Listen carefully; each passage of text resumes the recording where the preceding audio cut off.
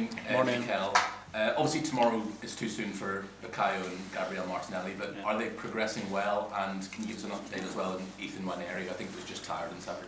Yeah, Ethan, he was just cramping. Obviously, his load has been very different recent weeks, but he's fine. And Bukayo and Gabi, yeah, they are progressing really well, but still a bit far to come back.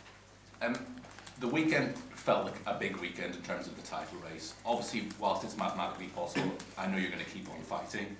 But can you describe how sort of frustrating, how powerless you feel when you're just looking at a team like Liverpool who just do not look like dropping points? It was a very disappointing weekend, obviously. In the previous 15 games, so we have won 10 and draw 5, exactly the same as Liverpool, with exactly the same goal difference, which is plus 23. So we've been extremely consistent for the last 3.5 months, considering everything that we've been through, and we have generated that momentum. And it was that weekend where we have to do what we have to do again, once more, nothing different to the previous 15.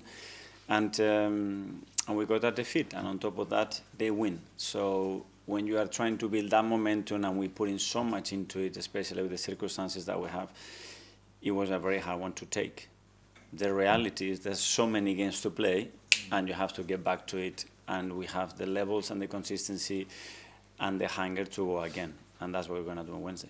But whereas for the last 2 seasons, you've been in this position where you know if we carry on winning, we're going to win the title. Now you're looking at a team 11 points clear, who just keep on going, don't they? And that must be the really frustrating thing.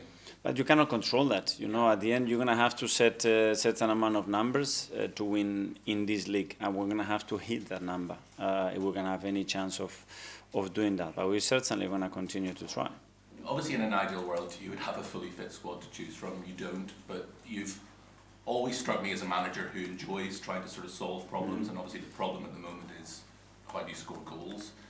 In a perverse kind of way, do you enjoy having that sort of problem to try to, right, how do we best do this?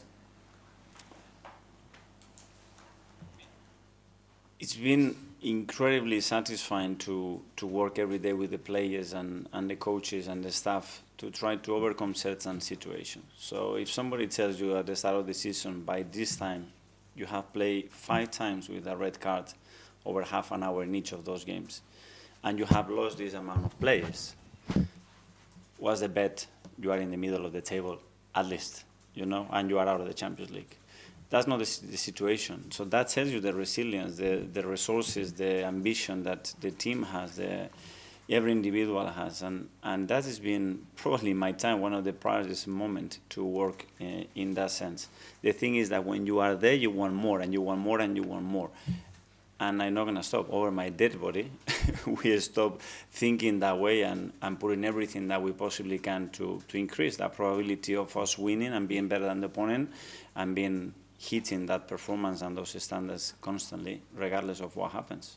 Do you think Mikel, in that false 9 position, can still work? Was Saturday just a bad day at the office?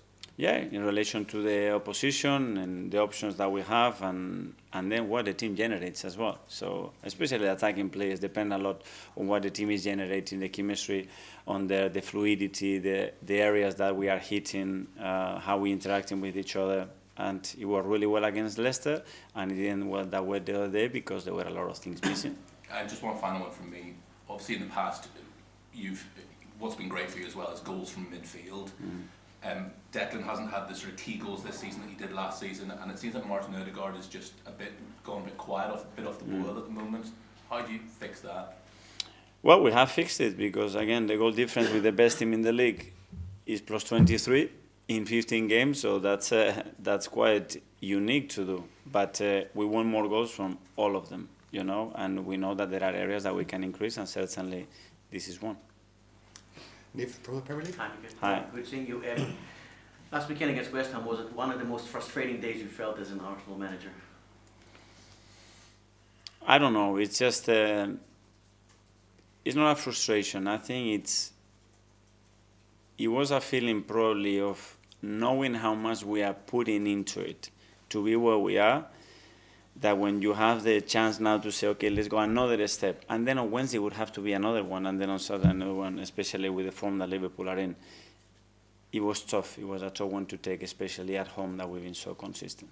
Couple of questions about Forest, please. I can imagine it's very competitive within the Premier League managers, but how pleased are you for Nuno, who obviously left Spurs nearly over 3 years ago, and got the chance to come back to management in the Premier League, and what he's achieving at Forest? Unbelievable what they are doing, what he's done. Not only there, because what he did at Wolves as well, it was incredible, to be fair. So yeah, huge pride. Him, the coaching staff, the players as a club as well, what they have generated after coming into the Premier League, it's a remarkable story. So well done to them.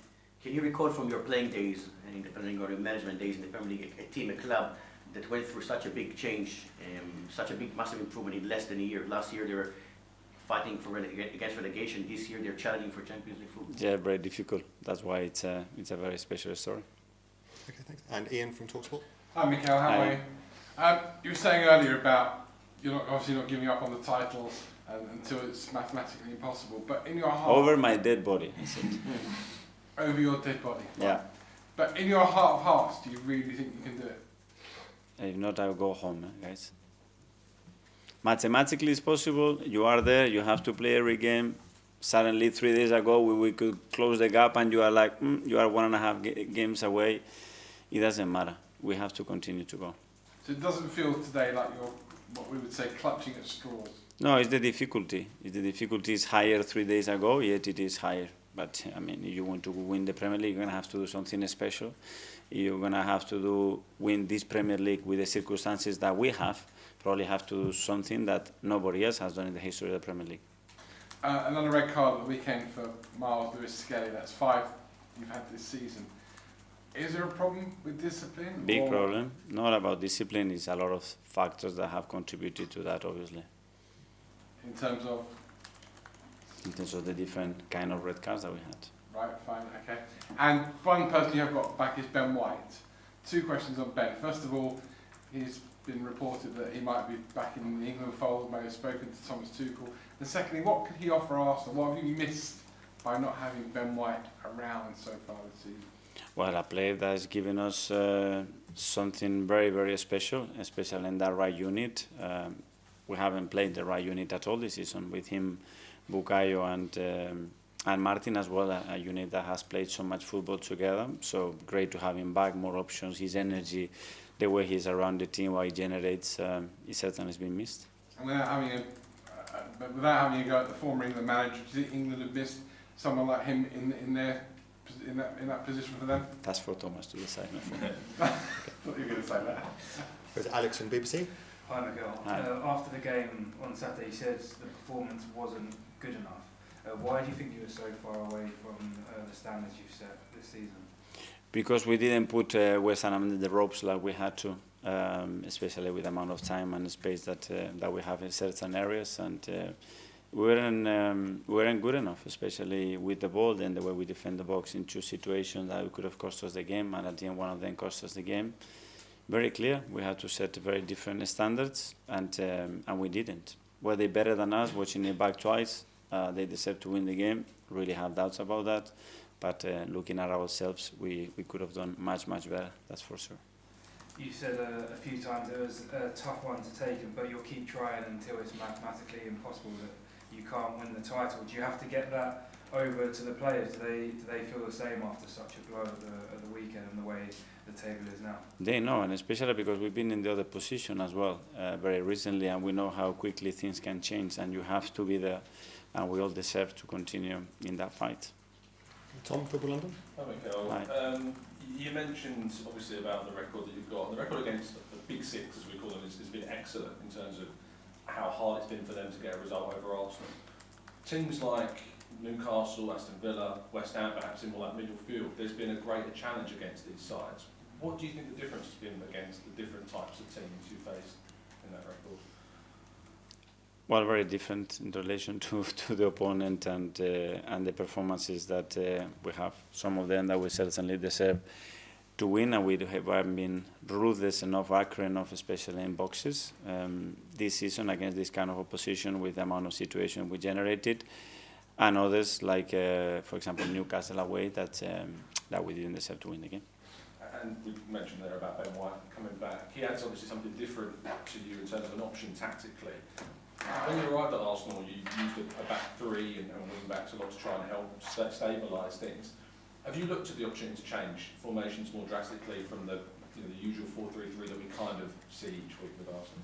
Yeah, but 4-3-3 really, I don't know when we play 4-3-3 in phases of play in the game, because we change our shape in relation to our high press when we are deep on first, second and final third shape. But at the end, players gives you other options, other qualities, other connections, and we certainly we're going to use the qualities of Ben.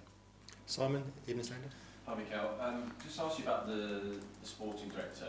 I think when we spoke to you at the start of this month, you were sort of hopeful there was going to be this conclusion soon. Just what's the sort of progress on that? How's it going? That's a question for the club. I mean, they are in the position to give better answers in terms of timing and selection and all that than me. Obviously, you've got Jason in there now who's working the interim. I think some supporters are concerned, given it's a very big summer in terms of contract renewals, transfers, that there hasn't been anything sort of permanently announced. What would your message be to those supporters? Well, the club is doing all the process that we believe is the best to try to find the person that is the best one for the moment that Arsenal is right now, and that's what the club is trying to do. Okay, last couple in the live session. Firstly, James, Athletic. Hi, Mikel. Hi. I just want to ask you about Martin's form. He obviously had that big injury at the start of the season and he came back in amazing shape. It was remarkable, really. But he's found it difficult, it seems, to sustain that level of performance. Do you think that injury has had an ongoing impact on his season? We don't know. Probably the answer will be no, because he come back in such a strong way and performing at a very, very high level. And then they're sustaining that over a period of time, like we are demanding the players to do constantly, especially the creative players, is very difficult. His attitude, how willing he is the other day with 10 men, how he takes responsibility and how he wants to drive the team is remarkable, and that's what I demand the players, that will to continue to make things happen, and Martin certainly is trying more than anybody else. And obviously there's been a bit of a change in his output in terms of goals particularly. Is that indicative? Has his role changed at all? Is he playing in deeper areas, or is that just kind of variance over the season? No, his numbers are very similar in terms of what we expect and expected goals and areas that is hitting. Maybe the efficiency has dropped a little bit. There were some penalties there as well that he scored in the past. There's another factor. But yeah, we want to increase the levels of the scoring records of every individual, and Martin is one of them.